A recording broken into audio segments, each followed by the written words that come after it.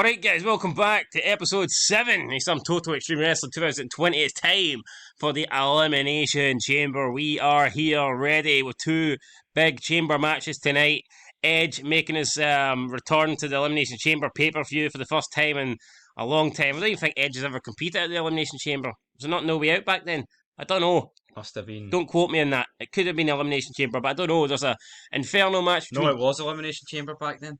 Well, regardless, he's in action tonight. There's an Inferno match between Randy Orton and Kane, and then we also have a bunch of belts on the line, a bunch of belts that nobody really cares about, but they will have them on the line.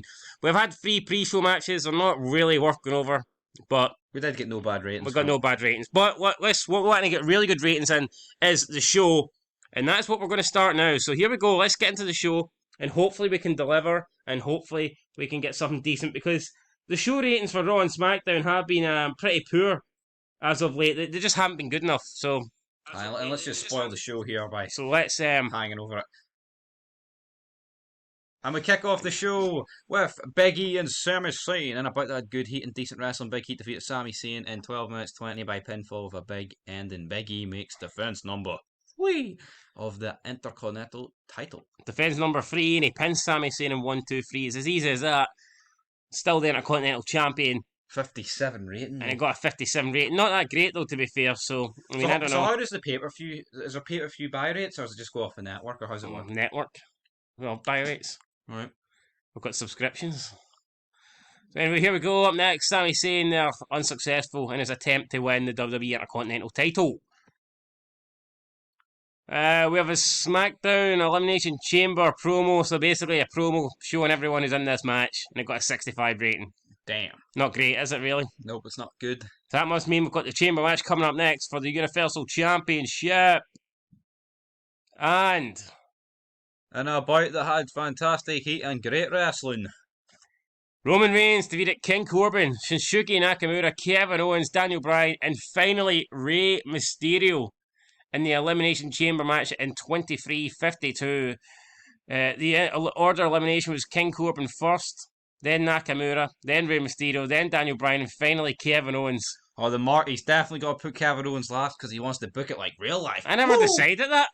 You actual fucking prick, right? I'll fucking kill you. I never decided that, right? That is the exact order you would have decided on. No, it's not. Alright, I believe you. So, I don't know what you're smoking, but it's definitely not. And then Roman Reigns makes defense number 8 of his Universal title. And overall it got a 67. I mean, not great, is it really? Kevin Owens took a stunt bump during this match. Did it help it? Probably Awful. Not. I mean, Heyman did good work at ringside, despite the fact you can't really go ringside in this. Well, you can kind of hang beside... Well, he's at ringside in the ECW one, wasn't he? So I guess you can. Alright, mate. And there you go. So let's end this pish. That was pretty poor there for ready for the SmackDown guys. Obviously they weren't ready tonight. No, they weren't. Up next with an interview with Ric Flair. Charlotte comes to the ring and is ready to interview her father. Ric Flair's live with us via satellite in the hospital bed. Charlotte asks her dad to tell her which hospital he is in. Flair says it doesn't matter. He doesn't need any visit because he is lazy. Charlotte says he looks tired and he needs to make sure he gets more rest. Ric Flair says he isn't getting any rest and that his personal nurse Lacey's been keeping him up all night long. Woo! Flair addresses Orton and tells him tonight he needs to take that bastard Kane back to his childhood and burn his ass. Flair tells Orton not to put him in the hospital beside him, but send him to the morgue. So, woo! Ric Flair up there sending a wee message to Randy Orton that Randy Orton has to win the match tonight. A load of green stuff, but no the best rating. So Ric Flair was the star. Ric Flair did a masterful job. The announcing quality, they must have talked over it, helped. The angle got the crowd hotter, but it only got a 65 rating. So, I mean, even though it looks good on paper, lots of green shit, didn't really deliver in reality. So 65. What's the highest rated thing so far on this show? 67. Jesus, when's the good stuff going to happen? Right, up next. And about the good heat and decent wrestling, Cedric the highest Alexander. I refuse to believe this is better than the Chamber match. Cedric Alexander and Shelton Benjamin defeated the New Day in 12:01 when Benjamin pinned Xavier Woods with a pay dirt. Cedric Alexander and Benjamin make defense number 1 in the WWE Raw Tag Team titles. Kofi Kingston carried the match and it got a 69 performance, and there's a lot of green shit here, so the New Day are over and so is Kofi Kingston. So there you go. Maybe we should have put the belts on the New Day. I don't know. The New Day are over. The New Day are over. Maybe we need to look at that. That SmackDown Chamber was awful. Yeah, it really wasn't that good, was it? But anyway, on Raw, Kofi Kingston and the New Day doing well, but not well enough to win the belts tonight here. The Hurt Business. Yet to break into 70. Goddamn. And about that good heat and decent wrestling, Sasha Banks defeated Bayley and Carmella in 9:13 when Sasha Banks submitted Carmella with a bank statement. Sasha Banks made defense number 5 of the WWE Women's title. I wasn't even aware this match was on the card. This got a 52 segment rating. Michael Cole and Jerry Lawler are an awkward pairing together. I mean, they were on commentary for about fucking 10 years. How is it awkward? And on SmackDown in the Attitude Era. A bit confused by that. As planned, the match brought the fans back down a little. Well, to be fair, they are kind of awkward, like, but it's great. I guess this King just rips a piss out. Well, this was a toilet break match, so it's, I mean, I'm not really, the rating doesn't concern me. Oh, well. Up next, we've got a promo music video showing John Cena. He's about to return, guys. Tomorrow night on Monday Night Raw, Big John makes his return to the WWE. And this only got a 68. I mean, fucking hell, even Big John's not bringing in the ratings. That's when you know you're screwed. Yep, not good, guys. Big John, I expect a mid-70, or at least a 70. Fucking 90s, I think, for John. Big John. But anyway, here we go. Up next, we have disappointing, but let's put that disappointment behind us. Or not. We'll just say on this screen, I'm fine with it. What have we got, brother? I'm fine with it. What have we got, brother? Did the show just end with a promo package hyping up Big Match John? It would appear so. What the fuck? It would appear so. Big John. Okay, and about that good heat and decent wrestling, Carlito defeated Bobby Lashley in 12:07 by pinfall. During the match, we had Bill Goldberg running and spear Lashley. What the hell? Carlito wins the WWE United States title, and it's got a 61. Jesus Christ, the announcing and commentary helped the match. MVP did a good job at ringside, but a 61? Where's all the good rate? What the fuck? Handle changes. Bill Goldberg is considered well known in his neutral momentum. He's currently a babyface. Bill Goldberg is 100% babyface. He's an amazing babyface, not yet set to turn. His current gimmick is Man on a Mission, which is rated as being poor. He is in the process of being prepared to debut a Grizzled Tough. Grizzled Tough is the new gimmick. Aye, sure, change the gimmick because that was pish. Well, how's Man on a Mission a good gimmick? Bill Goldberg is now using Grizzled Tough as a gimmick and receiving an initial rating of adequate. Well, adequate's better than poor, but not by much though. May receive a bonus when booked to look dominant. Well, that's pretty much every Goldberg fucking match. So Goldberg then should be getting a lot of bonuses soon. But yeah, overall, Carlito's the new champ. But it's pretty poor there. I thought Carlito and Bobby Lashley would have did a wee bit better, but obviously not. Obviously fucking not. Up next, we see Goldberg is showing walking back to the exit of the arena. So Goldberg leaving. Even Goldberg walking out got a 60. It's mental. See when The Rock was in the ring in 2003 and Goldberg was seen walking to the ring, he got a fucking massive pop. We got about 95. Look. Now he's leaving the arena and he's getting a knee pop. 60 rating. Up next, we have a promo package for Edge versus Uso, and this gets our first 70 of the night, so a wee promo package. I live in America. Are you ready? Are you ready? Are you ready? Oh yeah, and about that fantastic heat and great wrestling, Edge defeated Jey Uso in 1650 by pinfall with a spear. At the announcing desk, Corey Graves was pretty weak. Edge was visibly tiring towards the end. Fuck me, how can he go a Rumble match but he can't go 16 and a half minutes? And the match got the crowd buzzing at a 75, so there you go, best match of the night so far. Best match of the series, I believe, so far. Yep. 75 is pretty good. Like it took 16 minutes though by Jey Uso, so that's a worry for the Rated R Superstar. Is it really a worry? I mean, is it really a worry? I'd say so. Well, I'd say it's alright. Like, I mean, well, if Austin took 16 minutes by Devon Dudley, I think it'd be a worry. Anyway, we move on. Let's be real. Like, Edge isn't fucking Austin, is he? Well, in this era, he may as well be. I did on that. Well, it's a fair point. Like, I mean, you make a fair point. But anyway, regardless, it took him 1650, so it's all good news. Up next, promo package for the upcoming Inferno match. That's got a 64. What's he doing? Jason Jordan could have done better.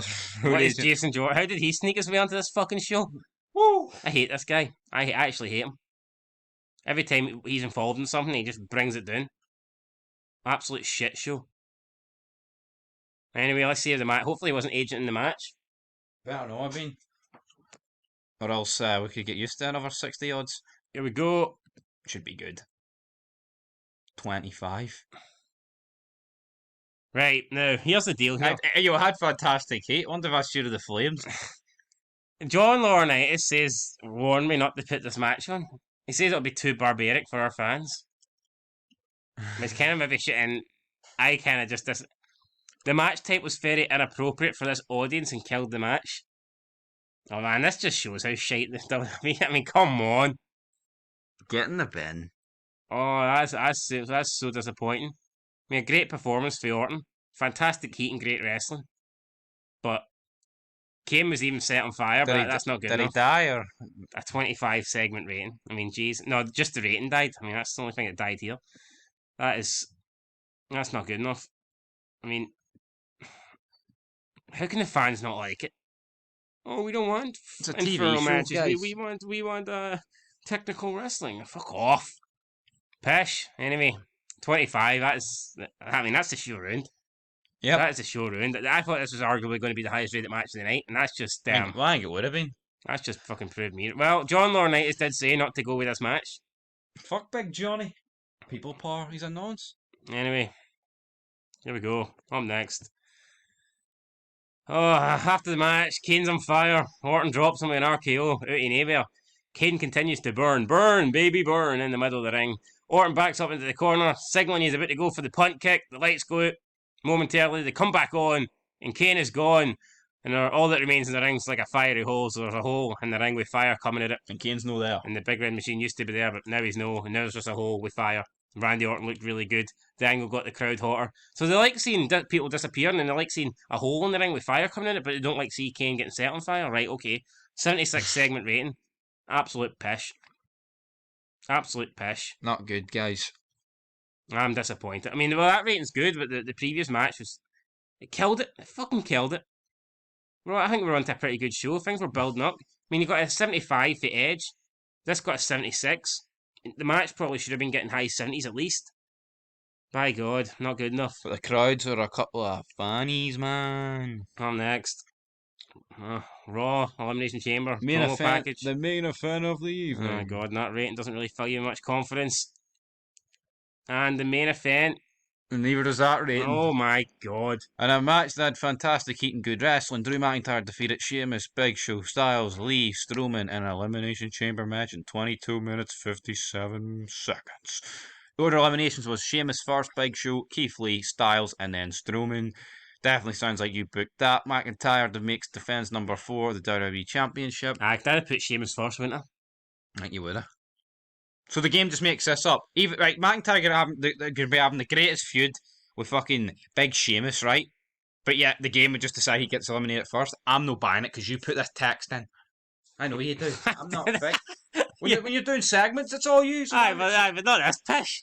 But anyway, who gives a shit about that? Right, I'm on about this. That's a 68. But if we're booking the show, why is it putting the... I get it, a Rumble's 30 people, but if we're booking the show, why is it doing it in that order? Because that's going to affect the overall rating. I know, you make a good point, like, I mean, someone needs to look into that. Right, but you should fucking look into it. 60 rating, simply not good enough. Big Show had in-ring performance of 60 with limited involvement. Yeah, I didn't want Big Show to be involved much. I mean, he probably started and finished last. Drew McIntyre 79, Keith Lee 62, Braun Strowman 70. I mean, yeah, AJ 78. Just not. This match just wasn't good enough. Keith Lee took a stunt bump. The flow of the match was hurt because there was little. Some of the workers had little or no involvement. The crowd got the match buzzing, but unfortunately, guys, it's the last match. So, what is there to get buzzing about? And in the last segment of the show, having picked up the victory, Drew McIntyre celebrates in the ring after retaining this title. 68 rated. Fucking hell. What are you going for? I think this show will be lucky to get a 60. I'm gonna go with 59. I'm gonna show some faith and go 62 and just pray that. Here we go, guys. The final. Here we go. 50 fucking 8. Oh, nice. Oh, I was one off.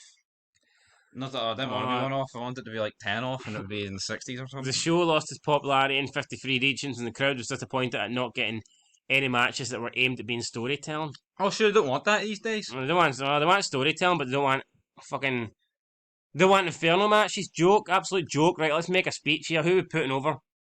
Workers to signal it. Kane and fucking Orton, they deserve some praise. And Aye. the crowd shat on them. Flair, Kane and Orton. Aye. I mean, he did pretty well as well. Flair, Kane and Orton. Fuck it. The rest of you fucking vanilla midgets couldn't do anything. Should be Ric Flair's going to be pointed out. Should be given a hug. Praise for a great performance. Praise. Are you ready? And these guys can be complimented on a good performance. There you go. Actually, we'll point Flair out as told that they're worthless. Oh, fuck no, I don't want to do that. We're going to tell Ric Flair that point him out as a good example. You're the nature boy. I mean, Orton seemed pleased. Oh my god. Kane seemed pleased. And Ric Flair seemed pleased. So everybody seemed pleased. Everybody apart from the fans, like in the 50 overall fucking segment ratings, seemed pleased. So there you go, guys. That is it then for episode 7, the Elimination Chamber. Not the greatest show in the world. We'll try and bounce back at a later date. I don't know what we can do, guys. We tried our best and it just didn't work. So, you know, what can you do? When Drew McIntyre's your champion and Roman Reigns is pish, Kevin Owens being the last guy. When it's booked like real life, it's going to be pish like real life. So until next time, peace.